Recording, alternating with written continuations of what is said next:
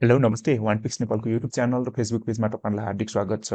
आजको भिडियोको बारेमा तपाईँहरूले भिडियो खोज्दाखेरि मेरो थाहा पाइसक्नु भएको छ र आजको भिडियोको रही हाम्रो राष्ट्रिय परिचय पत्र नम्बरबाट भोटर आइडी कार्ड कसरी बनाउने अथवा भोटर रजिस्ट्रेसन अनलाइन कसरी गर्ने भन्ने बारेमा रहेको छ। तपाईँलाई ढिलो नगरेर तपाईँहरूले मोबाइलबाट क्रोम ब्राउजर कुनै ब्राउजर खोलेर गर्न सक्नुहुन्छ। त्यो एकदमै इजी छ, तपाईँहरूलाई जुनमा सजिलो लाग्छ त्यही गर्नु। र म चाहिँ क्रोम ब्राउजर डेस्कटपमा खोलिरहेको छु, यसमा ठुलो देखिन्छ भनेर, अनि यसमा चाहिँ म सर्च गरिदिन्छु इलेक्सन कमिसन नेपाल भन्ने छ। कमिसन नेपाल भनेर हाल्नु होला। यो हालिसकेपछि सर्च गर्नु इलेक्सन कमिसनको वेबसाइटमा जानु होला। यसमा आउँछ। यसमा आइसकेपछि यहाँ धेरै छ हैन, इलेक्सन कमिसनको छ। यसमा अरू ठाउँ छैन अहिले चाहिँ तत्काल चाहिँ यहाँनिर मतदाता नामावली प्रि रजिस्ट्रेसन र डेबोडिक भन्ने छ। यसमा जानु होला। मतदाता नामावली रजिस्ट्रेसन यसमा आइसकेपछि यहाँ दुईवटा छ, डेबोडिक छ कि सच्याउनु पर्ने छ यहाँ छ। अब नयाँ दर्तामा जान्छौँ हामी, यो नयाँ दर्तावालामा आउनु होला। यसमा आएर यसमा आइसकेपछि क्लिक गर्नु होला। क्लिक गरिसकेपछि यहाँ चाहिँ राष्ट्रिय परिचय पत्र नम्बर विवरण दर्ता नभएकोहरूको लागि भन्ने छ। यता चाहिँ अर्को छ, हामी यता जाँदैनौँ, यतातिर जान्छौँ। यसमा चाहिँ राष्ट्रिय परिचय पत्र नम्बर हाल्ने अनि यसमा चाहिँ जन्म मिति एडीमा भन्छ, तपाईँको अङ्ग्रेजीमा कन्भर्ट गर्ने अनि फर्स्ट नेम भन्छ। त्यसपछि यहाँनिर एउटा छ, एउटा इक्वेसन दिएको छ। अब इक्वेसनहरू म्याथमेटिकल इक्वेसन छ, यो राखेर तपाईँहरूले गर्न सक्नुहुन्छ। यसमा चाहिँ राष्ट्रिय परिचय पत्र नम्बर राखौँ, सिधै टाइप गर्दा पनि हुन्छ, केही फरक पर्दैन। उसले आफै 10 अङ्क पुगेपछि आफै मिलाइदिन्छ। यसरी चाहिँ तपाईँ हाल्नु होला, पुगेपछि आफै यसरी मिलाइदिन्छ। अनि त्यसपछि यहाँनिर चाहिँ जन्म मिति चाहिँ तपाईँको तल छ। मैले चाहिँ राष्ट्रिय परिचय पत्र नम्बर हाइट राखिदिनेछु। यसमा चाहिँ जन्म मिति नम्बरमा चाहिँ एमएमबिडिवाइवाई छ, तर केमा छ भनेपछि यहाँनिर एडी भन्ने छ, त्यो अङ्ग्रेजीमा राख्नुपर्ने छ। अब यसमा तपाईँको अङ्ग्रेजीमा महिना राख्नुहोस् एमएम, अनि त्यसपछि पछाडि दिन राख्नुहोस् तपाईँको गते, त्यसपछि साल राख्नुहोस् 1993। अब त्यसमा तपाईँको फर्स्ट नेम राख्नुहोस् अङ्ग्रेजीमा। त्यसपछि यहाँ चाहिँ इक्वेसन छ, 0 = 0 भन्ने छ, 0 राखिदिन्छु। यो मिलेन भने यहाँ चाहिँ उस देखाइदिन्छ, हरियो देखाउँदैन। तपाईँले 1 लेख्नु भने रातै देखाउँछ, यो मिल्यो भने मात्र हरियो देखाउँछ। अब यसमा चाहिँ एनबाट प्राप्त विवरण प्रमाणीकरण गर्नुहोस् भन्ने छ, यसमा क्लिक गर्नु। अब कहिलेकाहीँ लिँदैन भने 2-3 पटक क्लिक गर्नुहोस्। अब यसमा चाहिँ एउटा चाहिँ स्थायी ठेगाना भन्ने ट्याबमा आएछ। यहाँ चाहिँ 4-5वटा ट्याबहरू छ, 6वटा ट्याब छ, यिनीहरू सबै पुरा गर्नुपर्ने छ, अरू सबै छ।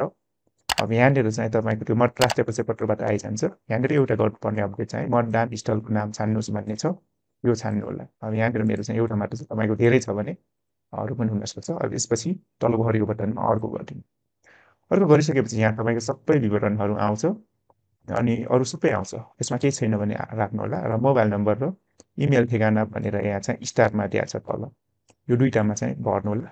यो चाहिँ मैले तपाईँलाई देखाउने छैन, मेरो इमेल ठेगाना र मोबाइल राखिदिन्छु। त्यसपछि इमेल ठेगाना र मोबाइल चाहिँ यहाँ रातो स्टार लागेपछि यो कम्पलसरी छ, दुईटैमा कम्पलसरी छ। यो भरेर अर्कोमा गर्नु होला। त्यसपछि अब यहाँ हेर्न सक्नुहुन्छ अरू चाहिँ सबै राष्ट्रिय परिचय पत्रबाट आइजान्छ। तपाईँले चाहिँ यहाँनिर दुईवटा चिज गर्नुपर्ने हुन्छ। एउटा चाहिँ यो नागरिकताको किसिम भन्ने छ यहाँनिर, यो चाहिँ छानिदिनु होला। अरू सबै आइसकेछ। यहाँ चाहिँ नागरिकता किसिम छानेर तपाईँको नागरिकता किसिम छान्नु होला। वंशज छ मेरो। त्यसपछि अलि तल आएर स्थायी ठेगाना यहाँ आइसकेछ। त्यसपछि यहाँनिर स्थायी बसोबासको ठेगाना भन्ने दिएको छ। यो ठेगानामा मात्र मतदाताले मतदान गर्न पाउनेछ भन्ने छ। अब स्थायी ठेगाना जस्तै गरिदिन्छु मैले तल, यो राखिदिन्छु। त्यो राखिसकेपछि पछाडि अर्को बटन क्लिक गर्नु। अर्को गरिसकेपछि यहाँनिर चाहिँ तपाईँले अपाङ्गता भएको नभएको भन्ने छ। होइन लेख्नुहुन्छ भने केही पनि छैन, हो लेख्नुहुन्छ भने तपाईँ यदि अपाङ्गता हो भने यिनीहरू भर्न सक्नुहुन्छ, हुन हो, होइन भने म चाहिँ होइन लाग्नुहोस्। त्यसपछि अर्को गर्नुहोस्। अर्को गरिसकेपछि अन्य छ, यहाँनिर मातृभाषा छान्नुहोस् भन्ने छ। अब तपाईँ के बोल्नुहुन्छ त्यो हेर्नु होला। यहाँनिर कुन बोल्नुहुन्छ त्यही अनुसार छ, यहाँ चाहिँ हुन रहेछ स्त्री। अनि त्यसपछि वर्ग छान्नुहोस्, तपाईँ कुनमा पढ्नुहुन्छ त्यो छान्नु होला। त्यसपछि अब यो छान्नै पर्ने छ। त्यसपछि यहाँ चाहिँ यो शैक्षिक योग्यता छ, निरक्षर साक्षरमा टिक लगाएको छ। निरक्षर हो भने केही पर्दैन, साक्षर हो भने यहाँ यसमा चेक लगाएपछि शैक्षिक योग्यता छान्नु पर्ने हुन्छ। तपाईँ कुन पढ्नु भएको छ त्यो योग्यता छान्नु होला। त्यसपछि यसमा चाहिँ ल यसरी छान्नु होला। अनि त्यसपछि अर्को गर्नुहोस्। अर्को गरिसकेपछि तपाईँको सबै विवरणहरू यहाँ आउँछ र चाहिँ यो यहाँ नोट दिएको छ, आफ्नो विवरण रुजु गर्ने दर्ता गर्नुहोस्, क्लिक गरी आवेदन सुरक्षित गर्नु होला र दर्ता नम्बर लिनुहोस् भन्छ। सबै विवरणहरू हेर्नु होला। अनि त्यसपछि तल पनि छ, माथि पनि छ दर्ता, जहाँनिर दर्ता क्लिक गर्दा पनि हुन्छ, दर्तामा क्लिक गर्नु। दर्तामा क्लिक गरिसकेपछि तपाईँको आवेदन नम्बर हो भन्छ अनि सम्बन्धित जिल्ला निर्वाचन कार्यालयबाट रुजु पञ्जीकरण भएपश्चात तपाईँको मोबाइल नम्बरमा इमेलमा ठेगानामा मतदाता नम्बर पाउनुहुनेछ। यदि तपाईँको फारमलाई PDF रूपमा सेभ गर्न चाहनुहुन्छ भने यसमा क्लिक गर्नुहोस्। यसरी एस गर्न सक्नुहुन्छ। म चाहिँ गर्दिनँ। तपाईँ एस गरेर यसरी सेभ पनि गर्न सक्नुहुन्छ। यो गर्यो भने डाउनलोड भइसकेछ है। यहाँ इनरोलमेन्ट भनेर ल्याइसकेछ, आइसकेछ। त्यसपछि अब तपाईँको मोबाइलमा मेसेज आउँछ।